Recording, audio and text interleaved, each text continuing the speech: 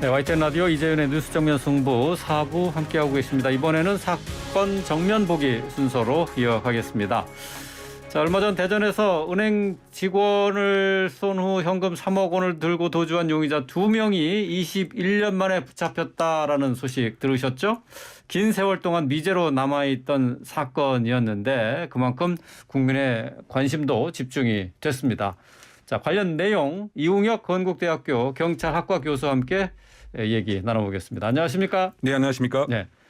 자, 먼저 21년 전 은행 강도 살인 사건의 개요 간략하게 먼저 다시 한번 좀 살펴볼까요? 네, 사실 그 국내에서 권총을 이용을 해서 강도 사건이 발생하는 경우는 거의 없는데요. 그렇죠. 더군다나 은행을 복면까지 착용해서 털었던 사건입니다. 마치 영화의 한 장면처럼 세상을 떠들썩하게 했던 사건인데요. 예. 2001년 12월 21일 오전 10시경에 이 10시라고 하는 시간도 미리 계획을 했던 것 같습니다. 그 현금 수송 차량이 네. 도착을 하는 그 시기를 포착한 것 같은데요. 예. 어쨌든 그 둔산동에 위치해 있던 국민은행 지점 지하 주차장에 미리 준비한 자동차를 이용을 해서 예. 그 당시 그 은행 출납 과장을 향해서 실제 실탄을 3발을 발사하고 네. 현금 3억을 탈취를 해서 바로 도주했던 이런 사건입니다. 결국 범행에 착수해서 종료되는 시간은 불과 2, 3분 남짓에 그쳤고 네. 안타깝게도 그 당시 은행 출납 과장은 네. 이 실탄에 의해서 사망을 했던 안타까운 은행 강도 살인 사건이었습니다.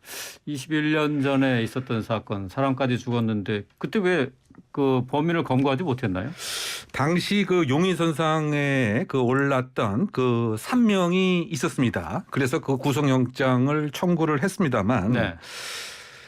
구속영장의 발부 사유에 해당이 못 된다. 바꿔 얘기하면 그 소명이 부족했다. 그 증거 그 불충분으로 예, 예. 구속영장이 결국은 기각이 됐고요. 그러니까 용의자였죠, 그냥 네. 범인이 아니라. 용의자 3명이었습니다. 예. 그런데 용의자 이 3명은 자백을 하긴 했었는데 예. 그 영장실질심사 그 과정 등에서 경찰의 예. 강압에 의한 허위 자백이었다라고 해서 결국은 풀려나게 됐고요.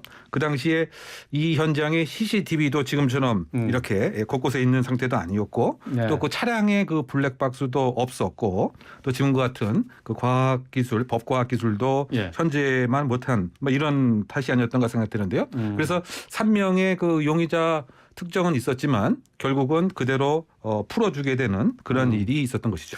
당시에 어쨌든 그 용의자 3명 진범은 아니었던 거잖아요, 결국은. 그러니까 그 부분이 예.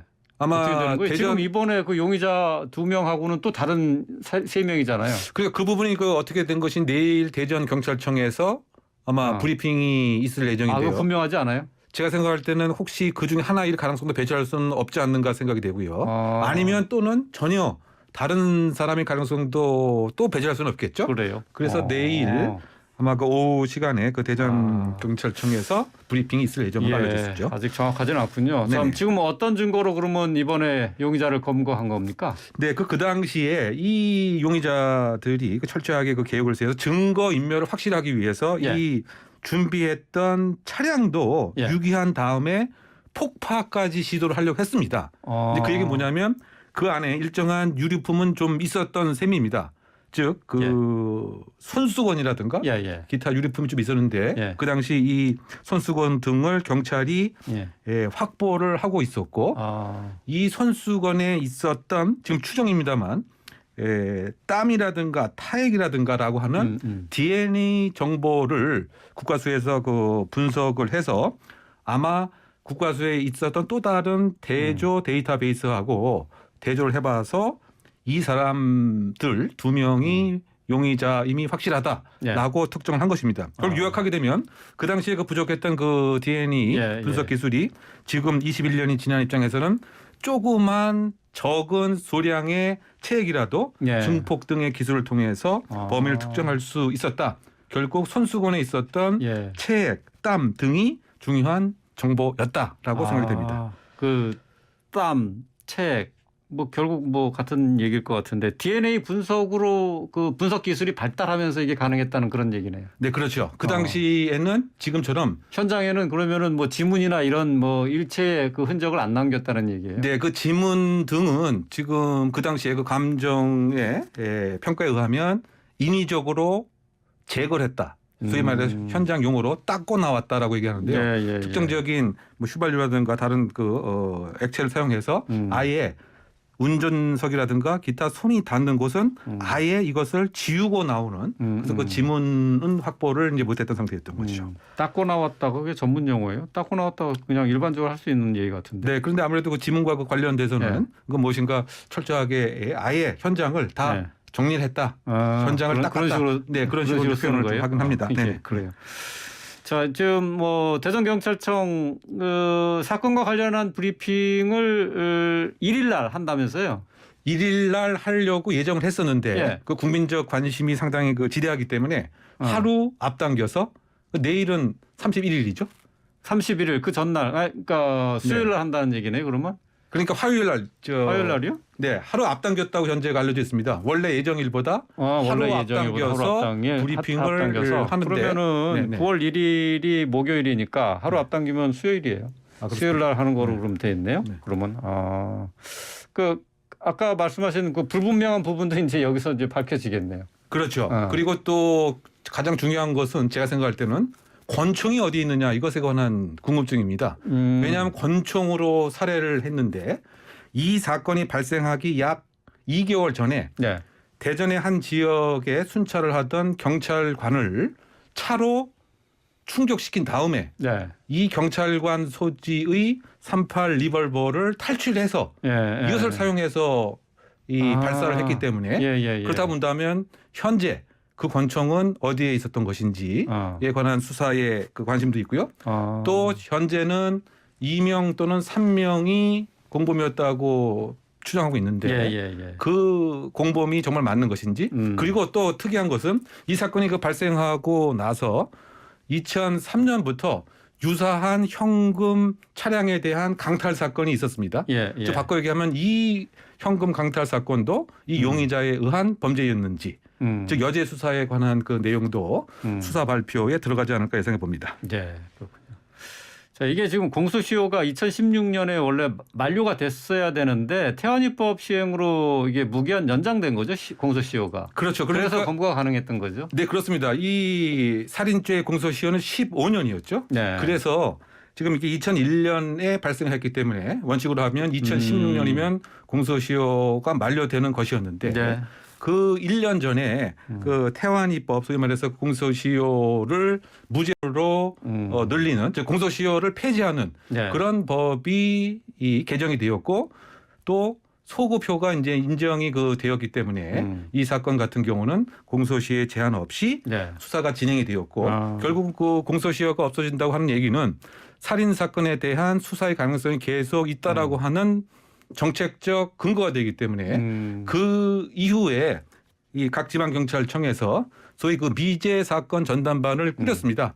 즉 그 자기 그 관내에 해결되지 않았던 그 사건들을 계속 수사하는. 그래서 그 이번에도 대전 경찰청에 그 미제 사건 중에 하나가 결국은 DNA라고 하는 분석에 의해서 해결되는 쾌거를 울렸고요. 결국은 완전 범죄는 없다라고 하는 중요한 또 사회적 의미도 보여주는 사안이 아닌가 생각됩니다. 그렇군요.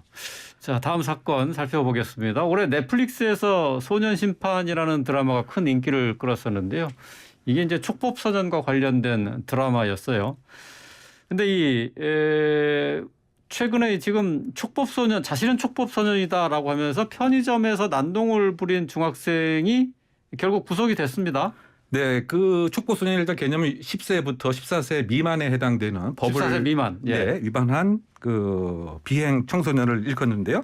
8월 22일 그 새벽 그 원주에서 술을 사려고 하는데 편의점 직원들이 팔지 않는다라고 하는 것에 이제 그 불만을 그 감고 삼아서 이 점주를 그 조롱하면서 나는 그 촉법소년이니까 때릴 테면 그 때려봐라라고 하는 비아냥거림과 함께 계속 이제 팔지 않으니까 그 공격행위를 했습니다. 그래서 전치 그 8주에 해당되는 뭐 현재 뭐 실명 상태가 아닌가라고 하는 아유. 그런 심한 그래요. 상태고요. 코뼈도 그 무너져 내리게 되었고요. 야. 또 그 다음 날 다시 또 이 편의점에 와서 그 점원에 대해서 CCTV 지금 영상 있으면 다 지워라. 뭐 이런 요구까지 하면서 그 휴대폰에 있을 것 같으니까 이 점원의 휴대전화까지 뺏어갔던. 네. 그래서 경찰이 또 다시 그 출동해서 이번에는 현행범으로 이 중학교 3학년에 해당되는 그 소년인데요. 예. 현행범을 체포를 했던 사건이었죠. 예. 촉법소년이라고 했는데 구속이 됐어요?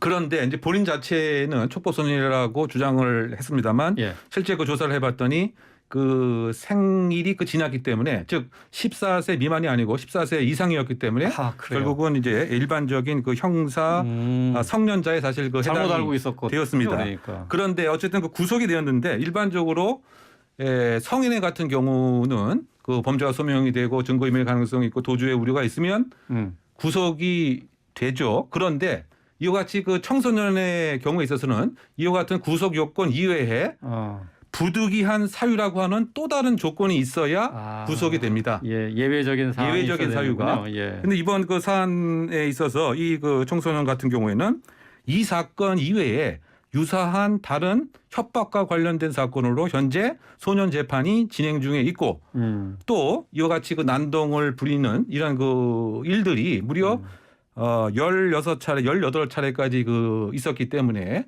이것이 바로 부득이한 사유에 해당된다라고 판단을 한 것 같고요. 예. 따라서 그 아까 말씀드린 그 상해 혐의 또 업무 방해 그 혐의 등으로 예. 비록 지금 그 14세를 간 넘긴 청소년이 합니다만 구속영장이 예. 발부된 상황인 것이죠. 예.